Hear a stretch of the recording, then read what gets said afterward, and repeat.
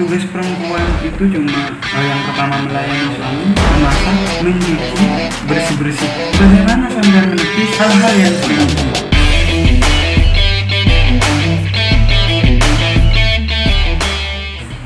Oke, lanjut Kak. Berarti kakak ini sudah jadi ketua rayon dan secara tidak langsung sampai ini memiliki tantangan besar lah untuk rayon kita ke depan seperti itu.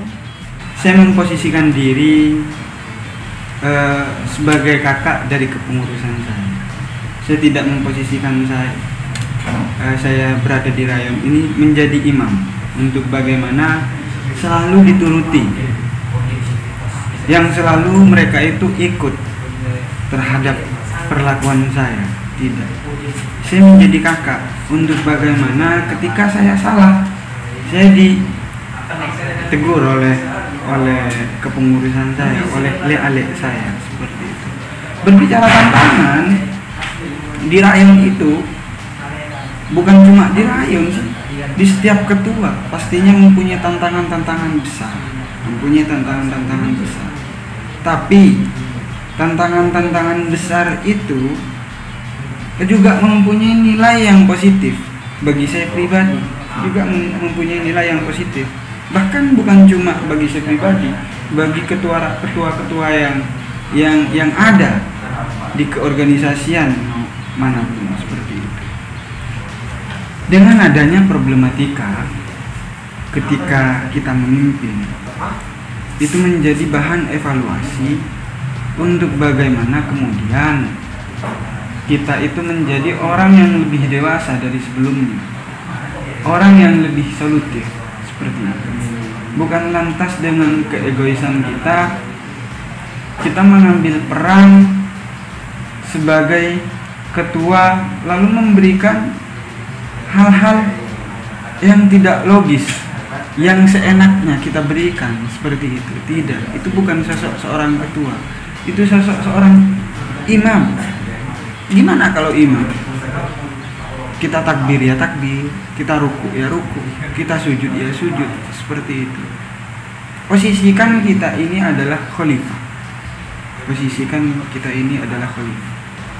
Baik, kita contoh Sayyidina Umar. Di dalam kepemimpinan Sayyidina Umar itu ketika siang baik, Sayyidina Umar itu memang selalu intent untuk mengurusi rakyatnya, selalu intent untuk memberikan yang terbaik untuk rakyatnya. Tapi ketika malam, Sayyidina Umar itu belusukan, sama halnya seperti pemimpin-pemimpin yang ada pada saat ini. Tapi kalau dulu kan tidak improve ke media sosial, tidak ditaruh ke media sosial. Belum ada media sosial kayak gitu. Media sosial. Masa di masanya Sayyidina Umar ada media sosial, kan lucu seperti itu. Iya, tidak diimprove ke media sosial.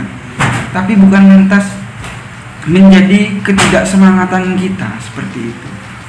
Karena tanggung jawab yang memang besar bagi kita wajib melakukan hal yang sedemikian seperti itu. Kok kayaknya terus-menerus saya yang ditanya oleh sampean? Iya kan, saya hostnya kayak gitu kan Kak. Ya enggak juga, padahal sampean itu sebagian dari kepengurusan rayon Sakera dan sampean menjadi ketua di BSO yang ada di rayon Sakera, yaitu Kopri itu sendiri. Dan saya mempunyai pertanyaan yang mungkin bisa sampean jawab seperti itu. Bagaimana sih pengalaman sampean ketika sampean itu masuk terhadap warga pergerakan, masuk terhadap organisasi pergerakan mahasiswa Islam itu sendiri dengan spesifikasi wanita? Menurut wanita itu bagaimana sih seperti itu masuk ke PMI? Apakah lantas kemudian memang PMI itu organisasi yang pantas untuk kita bergabung di dalamnya ataupun tidak seperti itu? Tolong dijawab Mbak Lukmini ya. Ya, mengenai hal itu, perjalanan dan juga pengalaman saya rasa perempuan itu wajib untuk mengikuti PMI di sini. Kenapa saya mengatakan seperti itu? Karena saya rasa saya itu tidak tersingkirkan di sini. Di PMI sendiri di situ ada Kopri. Dan sebelum saya masuk terhadap warga pergerakan menjadi warga pergerakan, saya di situ yang awalnya itu kan ada PBAK di situ kan Kak. Nah, saya di situ digenjot oleh para senior kayak gitu, bahasanya di PMI itu ada gini.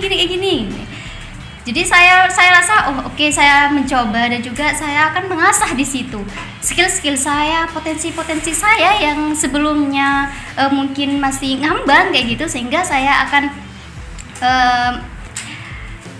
saya tuh akan lebih melanjutkan lagi seperti itu untuk di PMI sendiri.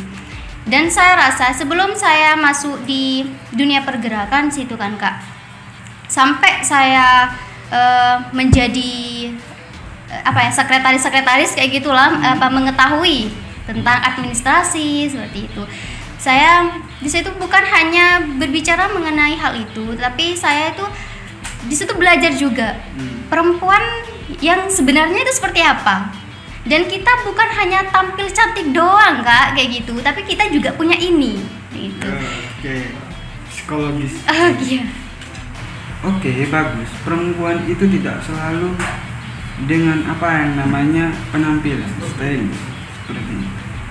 Tapi bagaimana cara sampean ketika ada bahasa-bahasa yang seperti ini keluar, yaitu tugas perempuan itu cuma memasak, yang pertama melayani suami, memasak, mencuci, bersih-bersih, seperti itu.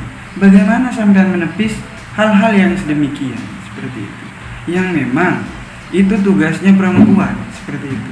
Itu tugasnya perempuan kan seperti itu. Iya, karena kayak gini kan Kak. Pada hakikatnya pada zamannya Nabi itu tuh mengenai di sumur, di kasur kayak gitu, terus mencuci juga memasak, itu tugasnya seorang perempuan kayak gitu kan.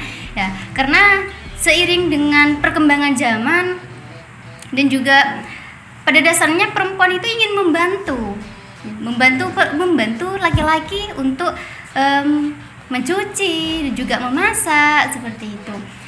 Dan di sini saya tidak, mungkin di masyarakat ini masih banyak ada Kak, masih banyak masyarakat di situ bahasanya ngapain kuliah jauh-jauh, ngapain ikuti itu, toh ujung-ujungnya nanti pasti di dapur seperti itu.